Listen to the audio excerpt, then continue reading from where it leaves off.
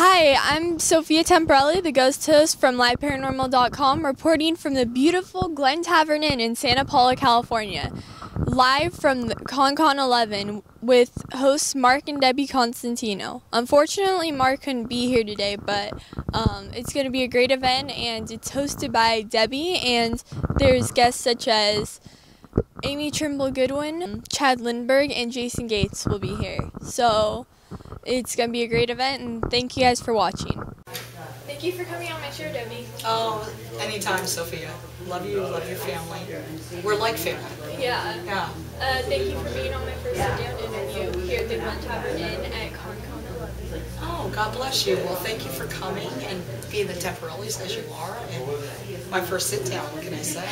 You gotta do it. Somebody has to do it, right? Might as well be me. Yeah. So, what activity do you think will happen tonight on the investigation of the third floor?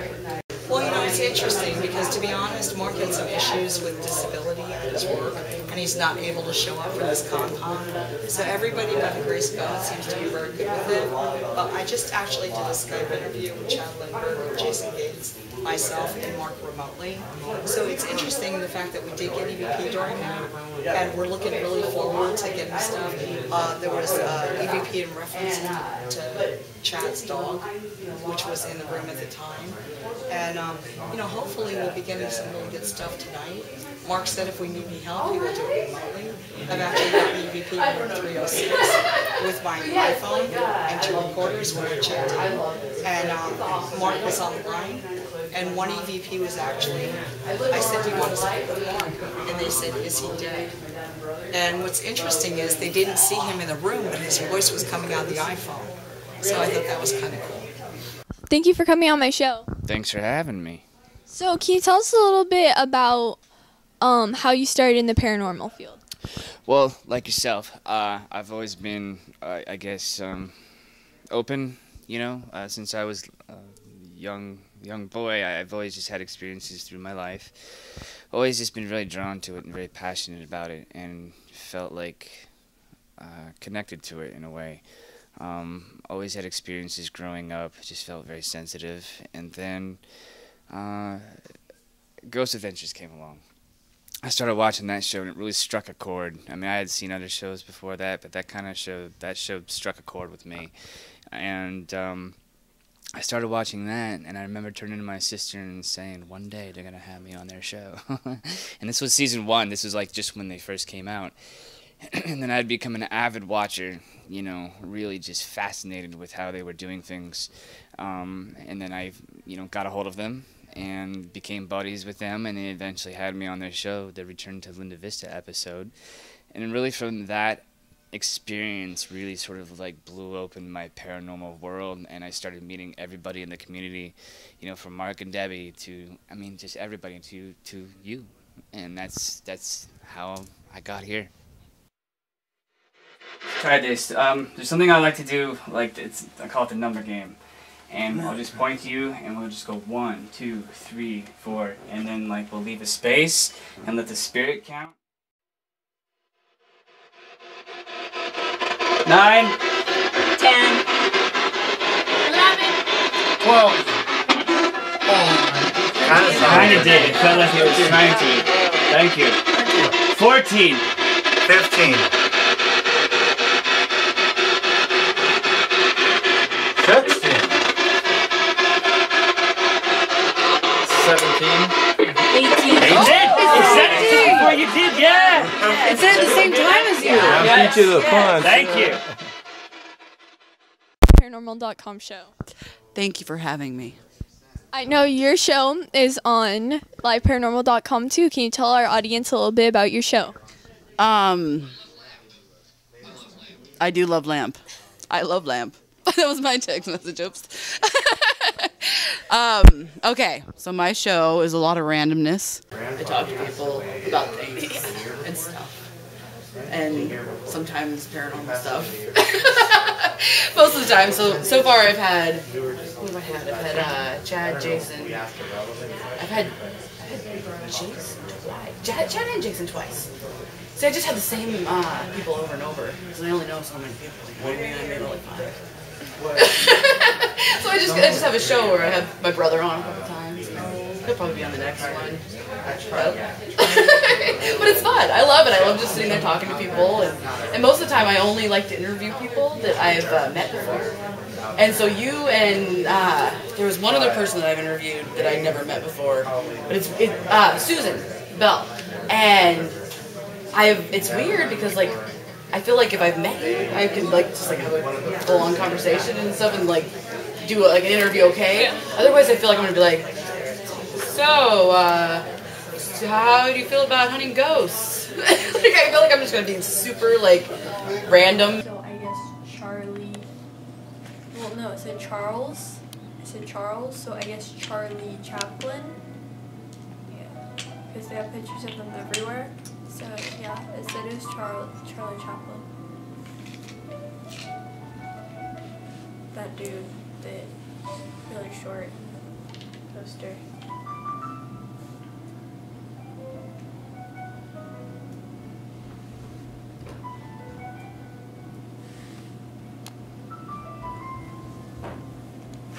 Ever heard of elephants going through here?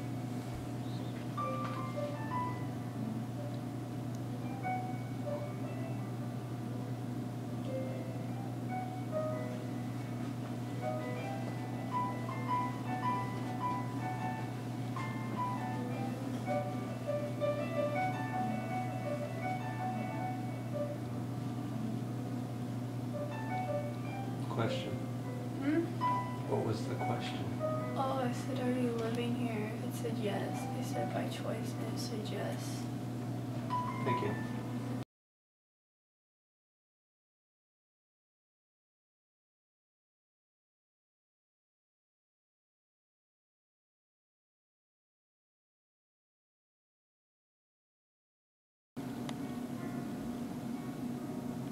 That's a big no, huh? Lights just dimmed. Flickered or whatever. What are you doing?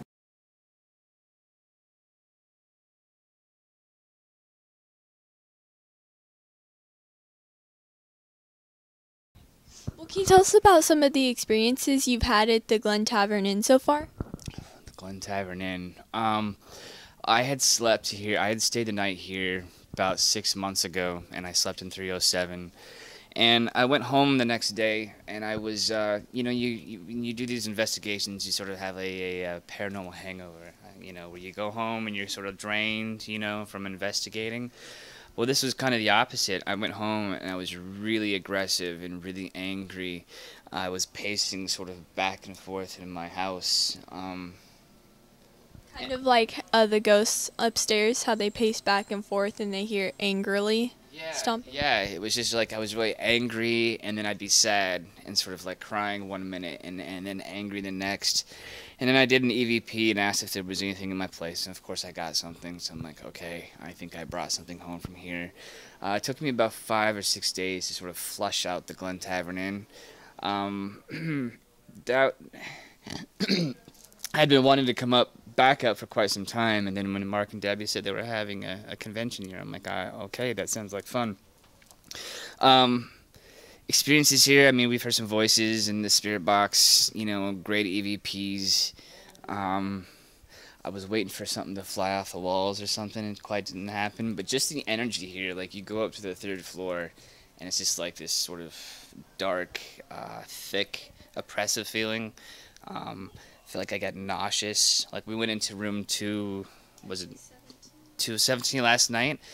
And I was inside, and I couldn't, I felt like I was going to get sick everywhere. And I had to leave. I don't leave places, and I had to go. I was like, you know, we came down here. I sat here until I was able to, like, breathe again. And then I was fine, and we went back up and continued investigating. I'm not quite sure what's going on here, but I think there's a lot happening.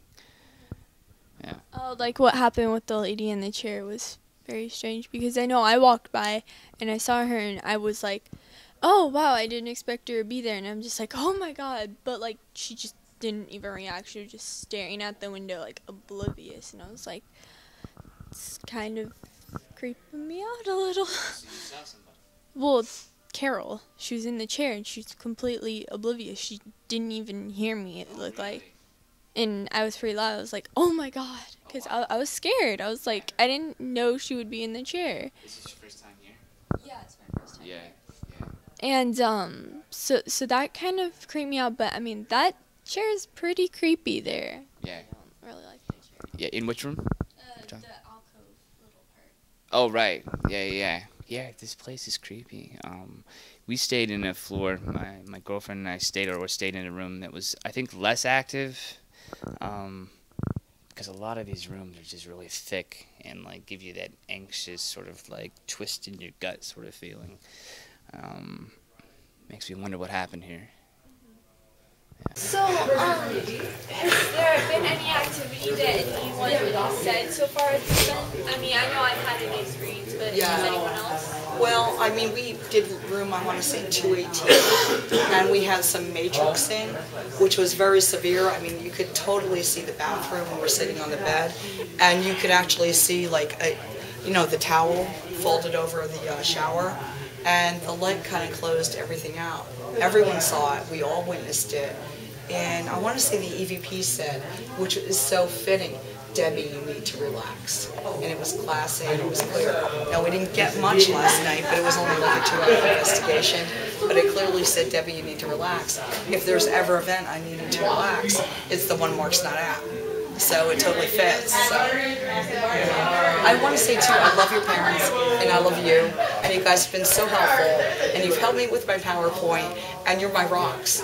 You know, you have friends and friends, pass by, but you guys are my rocks, and I love you all. Well, thank you. We love having you as a friend, and we're really glad that You're not going to get rid of me. Okay. Well, we're not trying No, I'm to. joking. You're part of the family. You know how I am. You gotta come stay with us again, though. We must, because it's tent city, and your mom knows how to do a tent. Yeah, she really does. She does. Your mom's awesome. Yeah.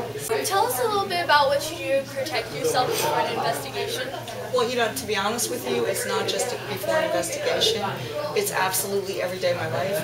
You wake up, you have a choice. You look at your life as a scale of 1 to 10. Either you're working your highest self or your lowest self. I mean, every day, don't tell me no one needs God. I mean, we have obstacles, problems, bills, all this stuff. And so, it's too much for one person to deal with.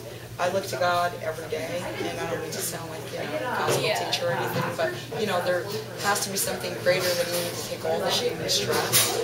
I look to God, I believe in God, and the more you do it, the more you're able to turn it over to someone higher authority that's able to deal with the negative out there. So I pray, and I believe it works. Okay with that, or? Yeah, we could try it the first time. Everybody's gonna line up for the bathroom. Now I gotta go. Is the water working? What activity do you expect to happen on the 3rd floor tonight on the investigation? Well, our friend Scott Latia, he's done a lot of research tonight. He's talked to Brandon, which is going to speak later. And there's even like history on like the newspapers in the hall, and about this. So he's got a lot of different questions he's going to ask. I guess someone stole the guy's hat, the one that he got. Do you remember the history of the guy? The guy that we're hunting. No, not the one down there, but the one with there's a story behind it. Yeah, that's the one I know. That. Okay, so there's another one. Debbie will explain it, and Brandon will explain it. I think that was Curious George. He took the man with the yellow hat. Maybe that's what it was. Well, that's probably what you're. Did I just move my lips while you were talking? Because I do that.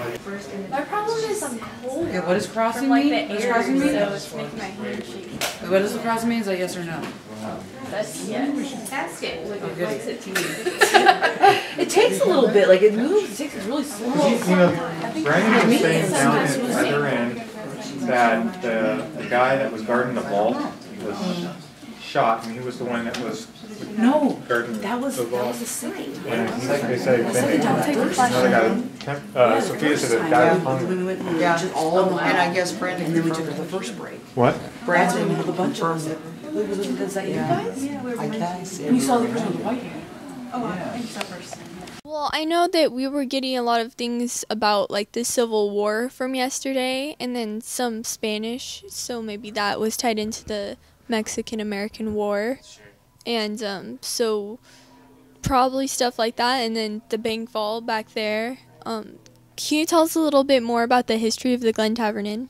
Gosh, I wish I knew the history of the Glen Tavern Inn a little bit better from what I understand. And I'm sure they could tell you a lot more, but from what I understand, it was a sort of like a speakeasy sort of place. Like a lot of debauchery was happening upstairs, gambling, a lot of adult things that happened back in the day. And from not quite sure if it happened or not, maybe there was a murder upstairs. Supposedly there was a beheading in 307.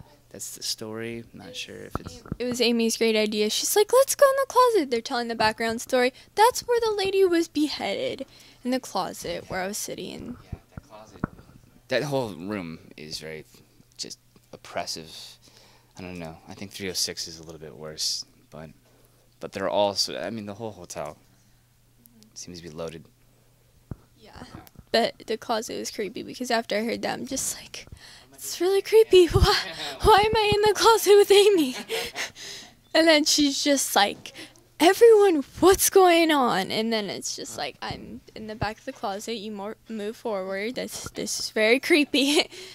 So what was your first paranormal experience? That's a good question. Okay, I can tell you that. We used to live, I want to say 6 years old, and my sister was like, maybe I was like 7. My sister was like 2. We lived in a house, and what had happened was the gentleman, no, the lady, there was an old couple that lived there, and the lady passed away in the house, and the gentleman had to move. Well, and then we moved in right after. Well, I don't think she liked that too much. One night, what I remember is that my mom and my sister and I were all staying in the living room, which was weird for whatever reason. And then all of a sudden, all the pots and pans come flying out of the cupboards and onto the kitchen floor. Scared us so bad. My mom was like, that's enough. Got up and she's like, that's enough, because the lady was so mad that we were there. And then come to find out, my sister would wake up and this old lady would just be sitting in the room staring at her, basically. And that was sort of our introduction, I feel, into the paranormal. And then throughout my life, I've seen things, I've heard my name, the whole gamut. And of course, when I sort of learned how to use the tools, it became a way of life. It's become part of who I am. I do a lot of acting, but now I do a lot of paranormal investigating, and I like to come and meet new people and hang out and share stories and experiences. What's some of your favorite equipment in the paranormal field? My tool of choice would be the spirit box, the PSP-7. I think everybody has their own little favorite thing that they use. You can't go wrong with an EVP. Just old school, voice recorder. Try to get an EVP. But I'm quite fond of the spirit box, especially when I work with Mark and Debbie. We kind of toss the football back and forth. They'll do the EVPs, and then I'll jump on the spirit box. That's kind of my specialty, and we'll go back and forth. But I love the spirit box. I love that instant gratification. Yeah, the number game was pretty amazing because some of those numbers were hard, and it actually said it. I didn't know if it would work at first. I was kind of skeptical because I'm just like, well, will they really say the number? And they actually did. And then when they missed the chance, it said missed afterwards. It was really amazing. I was like, wow, how is it saying these? Right, or said it before. Like said the number before someone was about to say it. So they were listening, and I always do the number game to get them involved and get them engaged.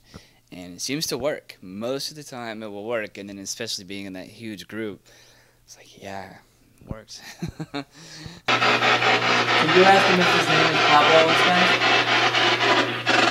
¿Es su nombre Pablo? Sí. Yeah.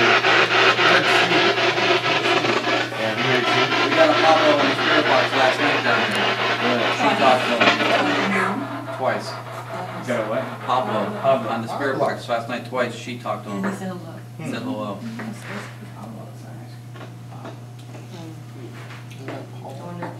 Pablo's like Hispanic. Is there a Pablo here?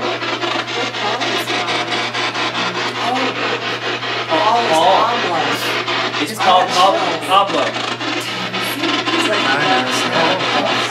How do you say Paul in Spanish? Pablo version? Pablo.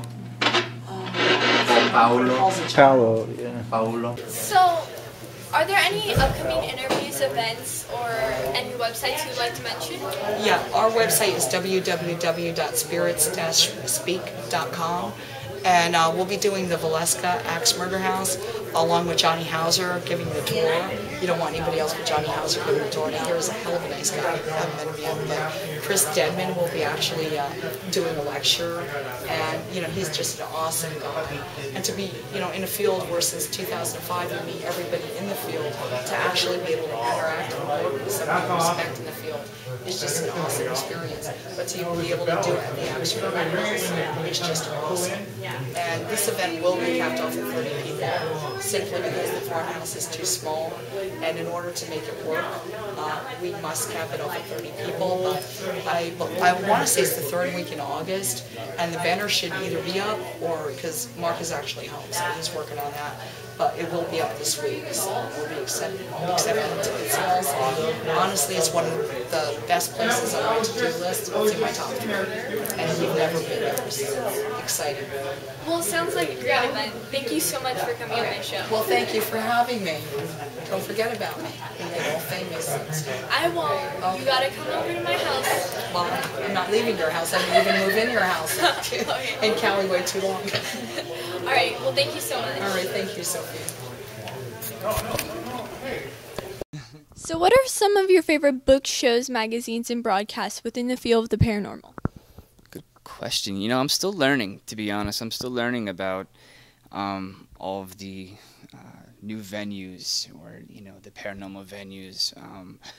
Obviously, I mean, I started when I was watching paranormal shows like Ghost Hunters. They were like one of the first, and Most Haunted. I don't know if you remember Most Haunted. You remember Most Haunted? Yeah, Most Haunted. And then, like I said, Ghost Adventures came along and just struck a chord inside of me. I'm gonna start listening to your show now. Thank you. So, do you have any upcoming interviews, events, or websites you'd like to mention? Yeah, actually, I just started a website with my mom and my sister called Beyond Badass Paranormal. On Supernatural, I play Ash, who his nickname was Dr. Badass. So we were trying to think of a name, that kind of involved the spiritual realm and, Dr. Badass. So I said, well, how about Beyond Badass Paranormal? And we make these necklaces and bracelets as protection, or for calming purposes, cleansing. So we just started that, and it's very exciting. It's fun to work with my family and be involved, because they're very passionate about it too. We would all sort of gather around and watch the Ghost Adventures together, and it became a thing. So, yeah. And then this was from a friend, but yeah, Beyond Badass Paranormal. Any events or interviews? Events, as far as like paranormal events, what's happening next? Next month, I'm doing a supernatural convention, and I start with the supernatural conventions. I started a ghost tour, because I'm like, these fans need to, if they want to go to a supernatural convention, well, let's have a little bit of the real supernatural, And so I started a ghost tour as well. I'll take them to haunted locations, take a bus full of like 25, 30 people, and we'll go to really haunted locations. And the first one that I did was in Burbank. I believe that's where I met you guys for the first time, was at the Heritage Square. Yeah, right? I have a terrible memory. All right, sorry. Yeah.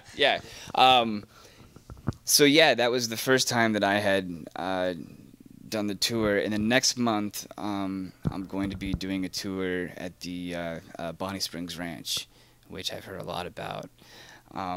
So that's next, and then, you know, whatever I'm invited to, really. I get a lot of invites now from a lot of different people, you know, to come investigate, and I'm always down to work with Mark and Debbie. I think they're one of the best, and to be able to work with them is an honor.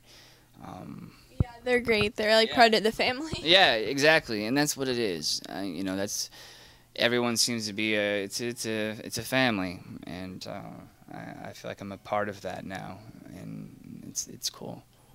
Well, thank you so much for coming on my show. Yeah, of course. I hope to come on more. We'll definitely have you back. Cool. Thank you. Sounds good. High five. Yeah. Cool. So, what are some of your favorite book shows and broadcasts within boat the shows? Boat shows? No, what are some of your favorite books, shows, magazines within the field? Book shows? What that mean? Book shows. Boat shows. Boat shows. That was right. Boat shows. Books or shows. Oh, books or shows. Yeah, there's supposed I to be read like a read the Twilight series, I still haven't read that. and I read the Hunger Games series. I read Hunger Games. It was so sad was when good. Rude died. Someone might not have seen that. I mean, Rude, no one dies in that movie. It's not I'm pretty sure they know everyone died. I would hope they've seen that part. But yes, so really I have not read anything paranormal. By TV shows, you said? I like Ghost Adventures. Yeah. There's a really goofy looking guy on there that like says dude a lot, and he's got a bald head, and so that I watched that one. It looks like you. looks like me. I know. Wait, what was the question again? Okay, do you have any upcoming events, interviews, or websites you'd like to mention? Oh, okay, so I know this one. We're doing the Queen Mary. Oh no, next weekend I'm doing Grey Ghost, Paragon. I'm really excited about that one. And then what is it? March 15th, 14th? 14th through the 16th. 14th to 16th, and you'll be there too. On my birthday. Yeah, your birthday. And the Queen Mary. I'll have to get you something. Some Hot Topic. Because now you're a Hot Topic fan. I am too. I love Hot Topic. Yeah, Hot Topic's great. It is great. You guys can sponsor us. That would be great. I love that store because they have Adventure Time and they have Doctor Who. Yes. So, what does the term afterlife mean to you, and where do you think it is? Wait, what was the question before that? Because I thought it wasn't done, but I wasn't sure. Oh yeah. Oh, events. Website. Okay, so then May 1st. I'm doing Parahistorycon in New York, and then as long as, you know, like everything goes like normal, we'll Scarefest, and then Las Vegas Paracon in August, and I love Las Vegas Paracon. Like that one's one of my favorites, and so that yeah, and that was a whole night. I mean, I don't know. You're like, I don't know your schedule. Why would I know that? What was the other thing? Oh, like websites. My website's that'sradtastic.com. You can also go to my brother's, which is aarongoodwin.com, and there's a picture that says Radtastic. You can click there. That was a great description. I know, and then I also have a radio show. Well, we already talked about that. Yeah, didn't we? on liveparanormal.com. Was that before or Yeah, after that was you the said first that? question. Was this up yet in the right levels? Yeah. Okay. This isn't what levels means on the radio show. Oh, it's not? Oh, I'm in the wrong business. Okay, what does the term... Just kidding, Rob. What does the term afterlife mean to you, and where do you think it is? That's a really, really hard question. Yeah, I know. That's why I asked. Yes, it's that I have some of the same theories as my brother, and I don't want to say them because, like, things he's said that I'm like, I totally get that, and I think that's probably it, but I don't know if he's announced it ever, so I don't want to, like, you know, spoiler alert kind of thing. You didn't have to say it was his theory, too. Well, I'm not going to say it's mine, because then I'd be stealing my brother's theory. He wouldn't be happy about that. He'd probably flick me. He used to flick me. Like, he had a rubber finger that broke. Like, it broke or something, and he would just go like this, and he'd go, Amy! And it's like, that's actually kind of a good job. But he would, like, take it. It's not the middle finger. It's this one. this finger. But he would take it and he would flick me with it. He would flick me with it, and I get these little like welts.